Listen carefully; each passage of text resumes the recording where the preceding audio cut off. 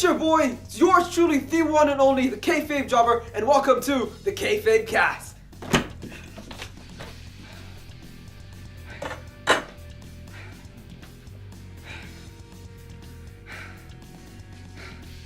Welcome to the KayfabeKast. Apologies for the delay of this episode. I was really sick. I'm still a little sick. I'm recovering, but I'm back. And to show my superhuman strength of recovery, I'm gonna be booking John Cena. Now everyone knows John Cena bleeds that red, white, and blue, but in the last 5 years maybe, John Cena has not always been on top of the heap. I mean, take his last title run for instance. John Cena won the belt, his 16th title tying Ric Flair's record, but then lost it almost a month after to Bray Wyatt in that Elimination Chamber match. John Cena's as hardworking as any superstar that has ever been, and I've been a hater, but I've learned to respect him today. So when John Cena returns on the July 4th episode of SmackDown Live, I think he needs to throw his hat back into the mix and request a number one contenders match. But what would be good is that Rusev returns the same time. Have Rusev come back, take out John Cena, and say that he is the new number one contender. Rusev and John Cena then have a match that determines who the number one contender is, but that match should be a no contest. Now in a parallel storyline, have Jinder Mahal and Randy Orton both end in a no contest as well. That way, Rusev, John Cena, and Randy Orton, all three of them can make a claim that they are the true number one contenders. SummerSlam rolls around, you have a fatal four-way featuring Jinder Mahal as the champion, Rusev, John Cena, and Randy Orton. And in such a high caliber match, John Cena wins his 17th title. But we're all thinking, John Cena winning the 17th title, he broke Ric Flair's record. Does he really deserve it? Does he not? Well, have Baron Corbin cash in right after that. Baron Corbin cashes in his Money in the Bank contract against John Cena, ending his 17th reign. And then down the line, have Baron Corbin versus John Cena in numerous matches, just to say that Baron Corbin now is a top guy and can carry himself because he beat John Cena. But John Cena's ear should definitely end in a cross-promotional match with him versus Roman Reigns. WrestleMania featuring those two people, it might be full of booze, it might be John Cena going over, it might be Roman Reigns going over, but the atmosphere in that match will be phenomenal. Understand this, everyone hates Roman Reigns right now, but we used to hate John Cena just the same, maybe a little less, but over time John Cena has proven himself and proven that he belongs in the position he is today. And Roman Reigns is that person who is set to be the next John Cena. So what better match can you have other than Roman Reigns versus John Cena? And here's a little twist to it. If John Cena really is going to Hollywood, add the stipulation, loser leaves WWE. Now, I know that'll be another Roman Reigns victory at WrestleMania, but at the same time, you have a high caliber match where people might be like, hey, you know what? Maybe they're giving Roman Reigns away for a bit because we can't stand him. But we all know that John Cena is probably going to Hollywood.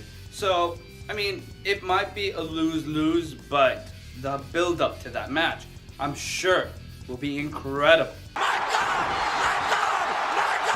That ambulance backed up just a little bit, the doors blew wide open, and out came Braun! Braun Strowman came back, the crowd went absolutely insane, and he took out Roman Reigns. I mean, what more do you want from a by God moment? Trailing this list is definitely Tyler Rex, who a lot of people have forgotten because WWE never did anything with him. The guy had a great look. Great look, but he had dreadlocks, but his body, his physique. He was a tall guy, he had a great body, and this sounds gay. He possibly got lost in the shuffle, no one knows where he really went, at least I didn't.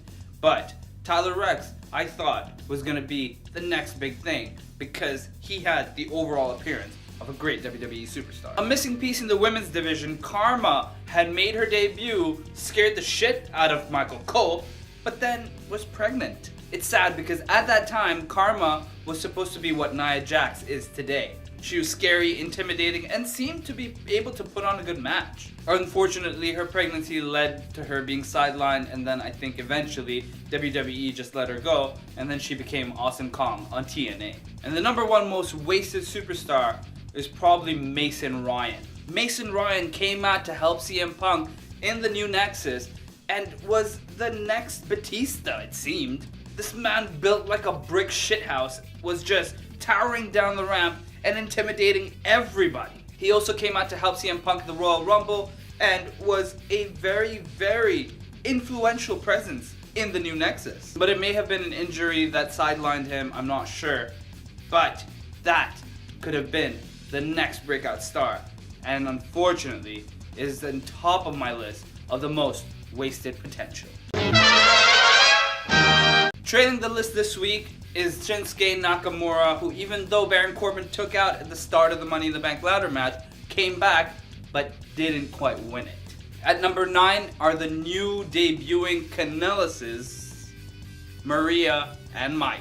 Elias Samson, who seemed to have Finn Balor's number in that backstage segment, is at number 8. The newly formed Miz's Entourage, or the Miztourage, are at number 7 this week. The Maharaja retains his belt against the Viper Randy Orton.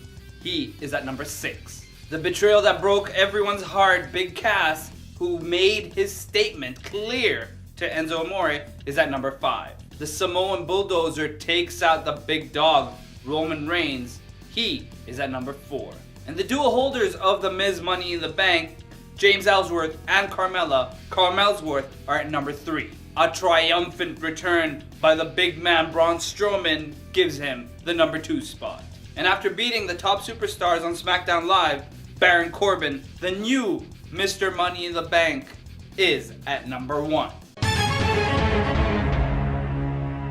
So with the July 4th episode rapidly approaching, I will ask you, the team of Lance Storm, Christian, William Regal, and Test were known as what? Last week's correct answer was Paul Heyman managed Curtis Axel in 2015's Money in the Bank. And the lucky people to answer that question correctly are all here. Please follow them on their respective handles. And that's it for this week's episode. I will see you guys shortly for the next episode of the KayfabeKast. Make sure you like, share, subscribe, and leave some comments below. If you want to talk to me, if you have anything you would like to say, if you want to be part of the show, please do leave a comment below and I'll get back to you as soon as possible. Kayfabe Jobber, out.